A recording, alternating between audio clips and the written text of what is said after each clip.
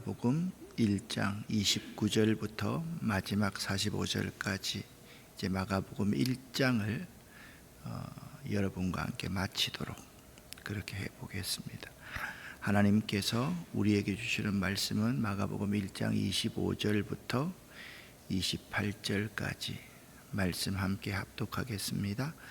예수께서 꾸짖어 이르시되 잠잠하고 그 사람에게서 나오라 하시니 더러운 귀신이 그 사람에게 경련을 일으키고 큰 소리를 지르며 나오는지라. 다 놀라 서로 물어 이르되 이는 어찌 미냐? 권위 있는 새 교훈이로다. 더러운 귀신들에게 명한적 순종하는도다 하더라. 예수의 소문이 곧 갈릴리 사방에 퍼지더라. 아멘. 예수님께서 회당에서 가르치시는 그 가르침은 말만으로 하는 가르침이 아니라 더러운 귀신들에게 명한적 순종하시는 새 교훈이었습니다. 그러니까 오늘도 이제 이런 부분들을 다루겠지만 예수님은 그냥 그 A는 B야 이렇게 가르치는 것이 아니라 A는 B인데 B를 한번 봐. 그러면 A가 B일 수밖에 없어. 이렇게 가르치는 교훈이라는 것입니다. 자, 오늘 29절부터 31절까지 말씀을 보면 예수께서 베드로의 장모를 고치시는 이야기가 나오는데 좀 더 깊은 의미에서 이 본문을 한번 분석해 보도록 하겠습니다. 해당에서 나와 곧 야고보와 요한과 함께 시몬과 안드레의 집으로 들어가시니 시몬의 장모가 열병으로 누워 있는데 예수님께서 그 손을 잡아 일으키시니 열병이 떠나고 그 장모가 예수님의 일행에게 수종을 들었다. 그렇게 말씀하고 있습니다. 이 이야기는 예수님 사역 초기입니다. 그런데 여기 흥미로운 사실 하나는 시몬의 집에 그의 장모가 함께 살고 있었다는 것이며 이 시몬 베드로의 동생 안드레이도 함께 살고 있더라라는 것입니다. 지금까지 우리가 한 번도 이 부분을 생각해 보지 않았을 거라고 생각합니다. 오늘 이 공간복음에 다 나오는데 공간복음은 공통된 관점으로 예수님을 바라보고 고백했다. 그래서 공관복음, 공통적인 관점으로 복음을 바라봤다. 마태복음, 마가복음, 누가복음인데 오늘 이 공간복음 가운데 마가복음에서는 이 집을 시몬과 안드레의 집이라고 말합니다. 안드레는 시몬 베드로의 동생이거든요. 공간복음에서는 이것을 마태복음 8장에서는 베드로의 집이다라고 말을 하고요. 누가복음에서는 시몬의 집이다. 똑같은 사람 시몬 베드로니까. 이로 보아서 베드로가 남편이 죽고 어려운 처지에 있는 자신의 장모님을 자기와 자기 동생이 살고 있던 집에 모시고 살았던 것으로 보는 것이 그 시대의 정확한 여건이었을 거다. 이처럼 베드로와 그의 동생 안드레는 부모가 돌아가셨고요. 베드로의 장모는 과부였을 가능성이 매우 높은 거지요. 그 베드로는 구약 성경에서 고아와 가부들을 돌보라 라는 이 말씀을 실행한 아주 성실하고 훌륭한 사람이었다. 그 점을 제가 한번 추정해 볼 수 있었습니다. 우리는 베드로는 성질 급한 사람이다. 그리고 불같은 사람이다. 또 실수가 많았던 사람이다 라고만 생각하지만 사실 오늘 본문 말씀에서 가만히 보면 베드로는 나름대로 구약 성경을 자기 직업은 천했지만 구약 성경의 말씀 고아와 가부를 돌아보다라는 이 말씀을 아주 실행했던 사람임을 알 수가 있습니다. 즉 베드로는요, 어려운 환경에서 자랐지만 나름대로 성실하게 살았던 사람임을 알 수가 있었습니다. 사람이요, 변한다 그래도 한꺼번에 그 사람 전체가 획가닥 변하는 것은 사실 없거든요. 그 속에 남아있는 그 사람의 인격, 그래서 인격을 둬야 갈고 닦는다 그러잖아요.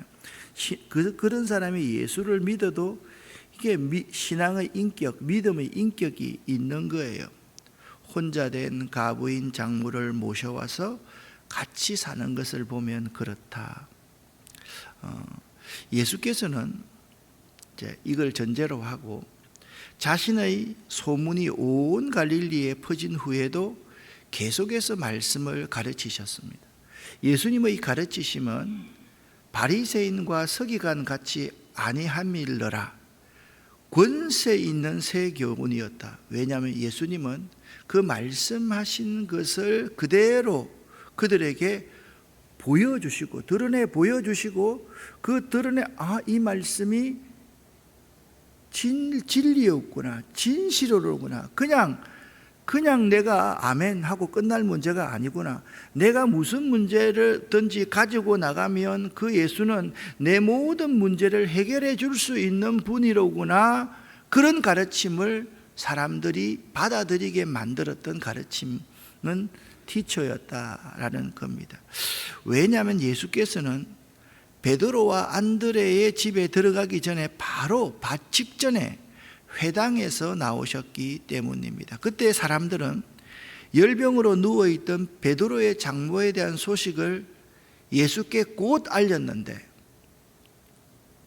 예수님, 집에서 모시고 있던 장모님이 열병으로 지금 죽게 되었습니다. 이 사람들이 곧 예수께 보고했다는 것은 예수께서 그녀의 병을 고칠 수 있다는 분명한 믿음에서 나온 행위들이었습니다. 이미 회당 안에서 귀신 들린 자에게 그에게서 나오라 라고 명령하니까 귀신도 예수의 권위에 순종해서 복종하는 모습을 보고 사람들이 이분의 교훈은 다르다라는 사실을 느꼈기 때문에 예수님께 그의 장모의 열병을 보고했다라는 사실입니다. 그리고 예수께서는 그녀의 손을 잡아 일으키시며 열병을 고쳐주셨습니다. 그 후에 그녀가 예수님과 그 일행의 수종을 들었다고 마가는 기록하고 있습니다. 그리고 32절부터 34절은 예수께서 여러 병자들을 고치십니다. 함께 읽어보겠습니다. 저물어 해질 때에 모든 병자와 귀신 들린 자를 예수께 데려오니 온 동네가 그 문 앞에 모였더라. 예수께서 각종 병이 든 많은 사람을 고치시며 많은 귀신을 내쫓으시되 귀신이 자기를 알므로 그 말하는 것을 허락하지 아니하시니라. 아멘. 자, 귀신이요, 회당 안에서도 있었고 회당 밖에서도 활동합니다. 귀신은 이렇습니다. 귀신은요, 교회 안에, 그리고 옛날에 여러분 기도원을 많이 가는 분들 보면 기도원 가서 귀신 들려서 오는 사람들도 많았습니다. 왜 그랬을까요? 기도원에는 귀신이 없을까요? 제가 항상 묻는 질문이 그러는데, 지금은 그런 건 콜라텍이 있지만은 또 지금은 이상한 놈들이 10대 아이들하고 자기하고 밥 한 번 먹어주는 걸 300만 원 내라 하고 아이들을 그렇게 한다는 참 희한한 놈들이 있지만, 여러분 생각 한번 해보세요. 브루스를 치는 그곳에 귀신이 많을까요? 교회에 귀신이 많을까요? 우리가 일반적으로 생각하면 그곳에 사모님 가정을 버리십시오 하는 그곳에 귀신이 훨씬 더 많을 것 같지만, 사실 그곳은 전부 다 자기 새끼이기 때문에 귀신이 신경을 안 써도 저절로 자기 말을 잘 듣는 곳이니까, 교회 같은데 예수를 잘 믿으려고 노력하는 사람 가운데, 여기 회당 가운데 귀신이 강력하게 역사하실 수 있다라는 점입니다. 오늘 여기서 이렇게 말합니다. 각종 병이 든 많은 사람을 고치시며 많은 귀신을 내쫓으시되 그리고 온 동네가 그 문 앞에 모였더라. 그렇게 말씀하고 있습니다. 베드로의 장모가 치유되었다는 소식을 비롯해서 예수에 대한 소문이 금방 갈릴리 그 근방에 퍼지게 됩니다. 그래서 많은 사람들은 병자들과 귀신 들린 자를 데려와서 예수께 고쳐주시기를 간구합니다. 성경은요, 참 재미있는 책입니다. 여기 모든 병자와 모든 귀신 들린 자, 온 동네라고 말을 합니다. 그러니까 예수님께서 계시던 갈릴리 그곳의 근처에 문제가 있다는 사람들이 전부 다 몰려왔다라는 말입니다. 아픈 사람, 귀신 들린 사람을 모두 다 데리고 나온 것입니다. 여기서 주목해 볼 문장은 저물어 해질 때에입니다. 21절에서 예수는 안식일에 가버나움 회당에서 가르쳤고 라고 말씀하고 있고, 안식일에 29절에는 회당에서 나와 곧이라고 그렇게 말합니다. 예수께서 시몬의 장모를 고치신 날은 같은 날 안식일이었습니다. 근데 왜 사람들이 병자들을 해가 저물어 해가 질 때 데려왔을까요? 그러니까 안식일은 저물어 해질 때까지였으니까 그렇습니다. 그러니까 병자들을 안식일이 끝나자마자 즉시 모두가 많이 데리고 예수께로 나온 것입니다. 참 안타까운 것은 하나님을 예배하고 하나님 말씀이 선포되고 그 안에서 교제하는 곳이 회당인데, 회당 업무가 끝나고 난 후 회당 밖에서 진정한 하나님 나라의 생명의 역사가 시작되었다라는 점이 아이러니합니다. 생각해 보세요. 회당 안에서 생명의 역사가 시작되어야 되는 곳이잖아요. 회당이 그런 걸 하는 곳이잖아요. 그런데 회당 안에서 모든 사람이 모든 문제를 가지고 모든 질병 있는 자가 다 온 동네가 예수께 모이지 않고 회당 안이 바로 그런 곳이 되어야만 하는데, 그들의 회당 안에는 귀신 들린 사람도 있었고, 이 회당장의 책임은 아니지만 회당에서는 능력의 역사가 없었으며 회당 밖에서 생명의 능력의 역사가 일어나고 있다라는 것입니다. 이것은 오늘날 우리에게 큰 도전이 됩니다. 오늘날 교회에게, 믿는 우리들에게 경고의 메시지를 던지는 것 같습니다. 우리가 모여서 하나님을 찬양하고 예배하며 함께 나아갈 때는 아무 역사가 일어나지 않고 밖에서 자꾸 하나님의 생명의 역사가 일어났어야 되겠습니까? 여기 이 예배당 안에서 하나님을 찬양하고 기도하고 말씀이 선포되는 여기서 무슨 역사가 일어나야 되지 않겠습니까, 여러분? 근데 우리들도 이렇게 생각합니다. 여기는 그냥 조용히 문제 있으면 누구에게나 기도원에 가든지 목사님께는 가가지고 기도 받아야 되지, 여기서 내 문제가 해결될 거다, 그런 생각을 하는 자가 많이 있습니까? 나는 많이 없는 것 같아요. 이게 그 시대의 회당의 문제였고 오늘날 교회와 예수 믿는 문제, 우리들의 문제가 아닌가. 자, 문제가 회당 밖에서 일어났다는 거예요. 이상하게 오래전부터 자꾸 교회 안에서가 아니라 밖에서 뭘 해보려는 사람들이 나타나게 되었습니다. 교회 안에서 기도해가지고 병이 나으면 이단이라 그럽니다. 교회 안에서 누가 와가지고 아멘 소리 좀 크게 하면 이상하다 그럽니다. 그 사람 아멘 소리만 좀 크게 하면 힐끗힐끗 쳐다보고 그 사람을 내가 원하지는 않지만 내쫓습니다. 그것이 오늘날 우리들의 현실이다라는 생각을 한번 해볼 때, 회당 안에서 베드로의 모습에서 우리가 과연 고아와 가부들을 불쌍히 여기고 있는가?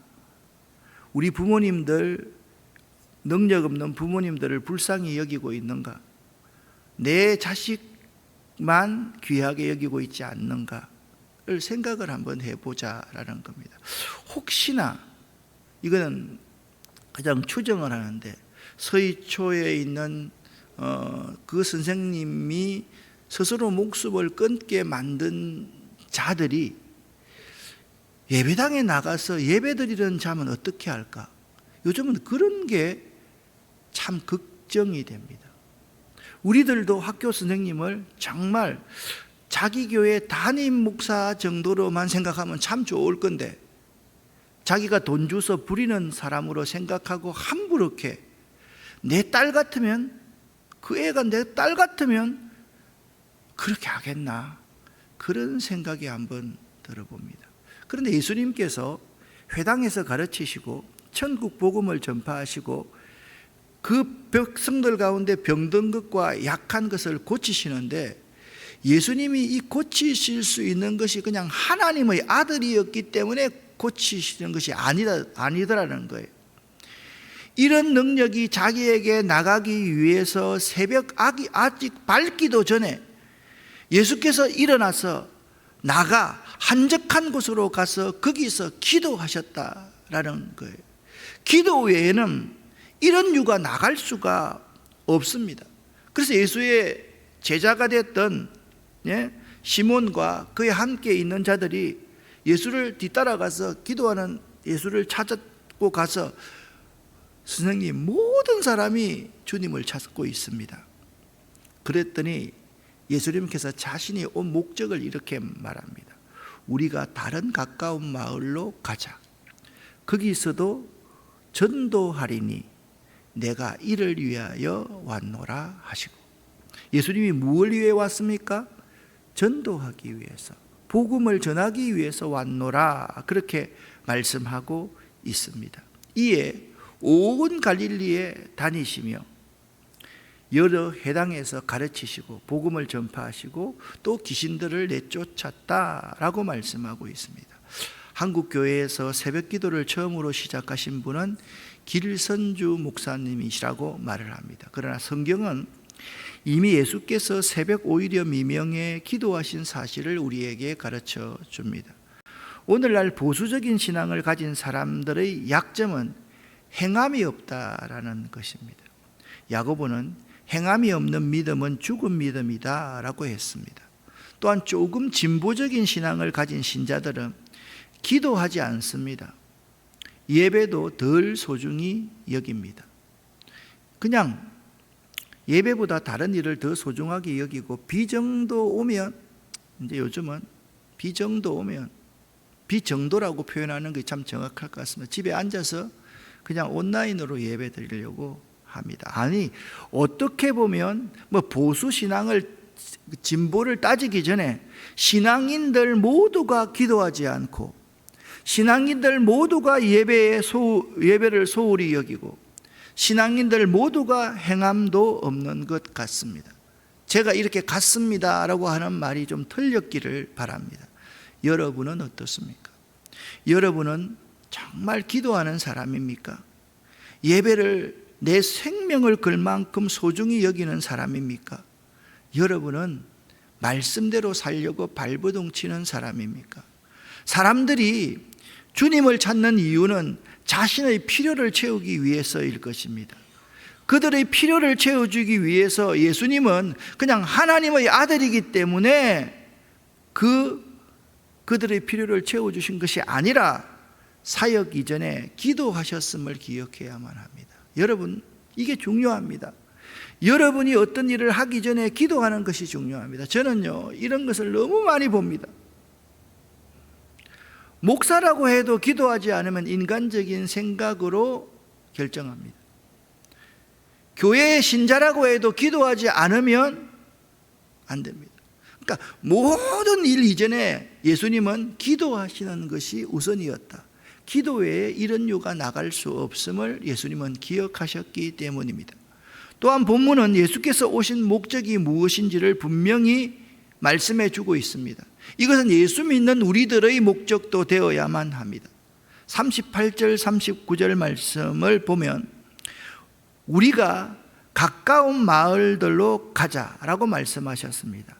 거기서도 복음을 전하리니 내가 복음 전파를 위하여 왔노라 말씀하셨습니다.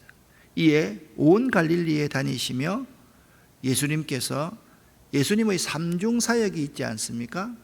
마태복음 4장 23절 같은데 첫 번째 뭡니까? 천국 복음을 전파하시고, 두 번째 회당에서 가르치시고, 세 번째 백성 가운데 병든 것과 약한 것을 고치시더라. 이거 예수님의 삼중 사역이거든요. 그러면 우리들도 마찬가지입니다. 우리들도 이를 위하여서 왔노라. 천국 복음을 전파하기 위해서 여러분과 제가 존재합니다. 믿으십니까? 이 천국 복음을 가르치기 위해서 여러분과 제가 존재합니다. 믿으십니까? 여러분 백성 가운데 필요한 것들, 그러한 것들, 부족한 것들을 다 채우기 위해서, 채워드리기 위해서 우리가 존재한다니까요. 그런데 우리들은 예수님의 삼중 복음을 외우면서 이 삼중 복음의 사역을 삶에서 실천하지 않고 있다라는 겁니다. 그래서 1장 40절부터 45절에 1장 모두의 결론을 한 나병 환자가 이런 믿음이 있었다라고 결론 맺고 있습니다. 제가 볼 때는 40절부터 45절 말씀이 1장의 결론입니다. 여러분에게도 이 나병 환자와 같은 믿음이 있기를 예수 이름으로 간절히 축원합니다. 같이 읽겠습니다. 한 나병 환자가 예수께 와서 꿇어 엎드려 간구하여 이르되 원하시면 저를 깨끗하게 하실 수 있나이다. 예수께서 불쌍히 여기사 손을 내밀어 그에게 대시며 이르시되 내가 원하노니 깨끗함을 받으라 하시니 곧 나병이 그 사람에게서 떠나가고 깨끗하여 진지라. 곧 보내시며 엄히 경고하사 이르시되 삼가 아무에게도 아무 말도 하지 말고 가서 내 몸을 제사장에게 보이고 네가 깨끗하게 되었으니 모세가 명한 것을 드려 그들에게 입증하라 하셨더니 그러나 그 사람이 나가서 이 일을 많이 전파하여 널리 퍼지게 하니 그러므로 예수께서 다시는 드러나게 동네에 들어가지 못하시고 오직 바깥 한적한 곳에 계셨으나 사방에서 사람들이 그에게로 나아오더라. 아멘. 마가복음은요, 곧 즉시 예수를 따르리라. 곧 나병이 그 사람에게서 떠나가고 깨끗하여 진지라. 곧 그를 보내시며 엄히 경고하셨다. 먼저 나병 환자는요, 예수님께 와서 무릎을 꿇고 엎드렸습니다. 이것은요, 예수께 사랑과 은혜를 받고자 하는 자들은 이처럼 겸손하게 경의를 표하며 주께 나와야지 문제가 해결될 수 있다라는 것입니다. 앉아 있는데 어떻게 무릎을 꿇고 엎드립니까? 여러분이 예배당에 들어와서 제일 먼저 예수께 나왔다고 생각하면 무릎을 꿇고 엎드리는 자세, 그런 겸손한 자세가 필요하다라는 점입니다. 그리고 나서 원하시면 저를 깨끗게 하실 수 있나이다 라고 이 나병 환자는 고백합니다. 이것은 예수께서 자기 병을 고칠 수 있는 능력이 있다는 사실을 전제로 한 고백입니다. 당신이 원하시기만 하면 내 나병이 고침받을 수 있습니다. 희한하게 지난 주일에 나병 환자 나만을 고쳤던 이야기와 오버랩됩니다.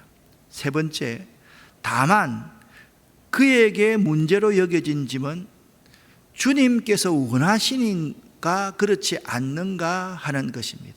즉 주님께서 원하시지 않으면 나의 나병은 고치실 수 없고 내가 원하는 것과 상관이 없어. 내 원함은 그렇습니다. 중요한 것은 이런 게 믿음이라는 거예요. 우리는 자꾸 내 원함이 이루어지지 않는다고 불평하고, 하나님이 없다라고 이야기하고 하나님이 죽었다라고 이야기할 수 있는데, 그게 아니라 내 믿음의 대상인 주님께서 원하셔야지 내 병이 틀림없이 나을 수 있다는 믿음을 이 나병 환자는 가지고 있었다라는 점입니다. 그러므로 예수께서도 내가 원하노니 깨끗함을 받으라 라고 말씀하시며 그의 병을 고쳐주셨습니다. 우리들에게도 이런 믿음이 있었으면 참 좋겠습니다. 여러분과 저에게 이런 믿음이 있는가를 한번 체크해 보시기를 바랍니다. 주님, 우리 아이들이 주님 앞에 어떻게 살았으면 좋겠습니까? 주님 원하시면 우리 아이의 앞길을 열어주시옵소서. 그런데 주님께서 원하시면이라 말하지 않고 여름 되면 성경학교 수련회 할 때 자기가 학원 다 보내놓고 자기가 돈 주놓고 아이들 보고 돈 주고 가라 해놓고 그걸 가지 말고 수련회 가라 라고 하니까 아이들이 안 가는 거죠. 정말 우리들의 믿음이 주님이 원하시면 이 믿음을 가지고 있어야만 될 터인데, 이상하게 예수 믿는 사람들이, 예수를 따르는 사람들이, 예수의 제자라고 하는 사람이 나병 환자보다 못한 믿음을 가지고 있더라라는 겁니다. 나병이 어떤 병입니까? 나병은 희망이라고는 전혀 없는 병입니다. 절망자입니다. 희망을 가져야 할 자는 희망을 안 갖고 절망할 자가 희망을 가지고 있는 현실이 그 시대의 현실이고 오늘날 우리들의 현실입니다. 예수께서는 나병 환자를 고쳐주신 다음에 엄히 경고하사 그를 곧 보내시며 이렇게 말합니다. 삼가 아무에게도 말하지 말라 하셨습니다. 자, 제가 여러분에게, 제가 여기 있는 집사님한테 오늘 1,000억을 주면서, 1,000억입니다. 1,000억이라도 하나도 놀라지 않는 것 같은데 여러분 참 부자인 것 같습니다. 1,000억을 주면서 절대로 남편한테 말해서는 안 된다, 말하겠어요, 말 안 하겠어요, 이렇게 아마 말할 겁니다. 목사님이 말하지 말라 했는데 사실 나한테 1,000억을 줬어, 이거 어떻게 할까? 소문이 금방 퍼질 겁니다. 아마 여러 소문이 다 퍼질 겁니다. 예수님께 은혜를 받은 이 사람에게 엄히 경계하여서 곧 보냈지만 그는 그 속에 있는 이 복음의 놀라운 능력을 전하지 않고서는 견딜 수 없는 마음이 있었던 것 같습니다. 복음은요, 1,000억보다 훨씬 더 놀라운 사건입니다. 여러분 가운데도 이 나병 환자 같은 믿음이 있었으면 참 좋겠습니다. 그러나 예수님의 사랑과 은혜를 입은 자들이 예수님의 소식을 전파했기 때문에 예수님에 관한 소문은 자연스럽게 또 온 갈릴리 사방에 퍼져나가게 된 것입니다. 오늘날에도 예수님의 사랑을 받은 우리가 전해야 할 것은 오직 예수뿐입니다. 믿으십니까? 그러므로 예수님을 자랑하지 않고 자신을 자랑하거나 예수님의 소식을 전하지 않는 자들이 있다면 그들은 틀림없이 예수님의 사랑과 은혜를 받지 못했거나 사랑과 은혜를 깨닫지 못한 자들이라고 생각합니다. 아직도 이 말씀하고 마칠게요. 아직도 나이 들어서 돈 모아가지고 여행하며 살아야 되겠다라고 생각하는 사람이 있으십니까? 아직도 나이 들어서 자식들 잘 섬기며 살아야 되겠다라고 생각하시는 분이 있습니까? 아직도 나이 들어서 내 아내와 내 남편과 행복하게 살아야 되겠다라고 생각하는 사람이 있습니까?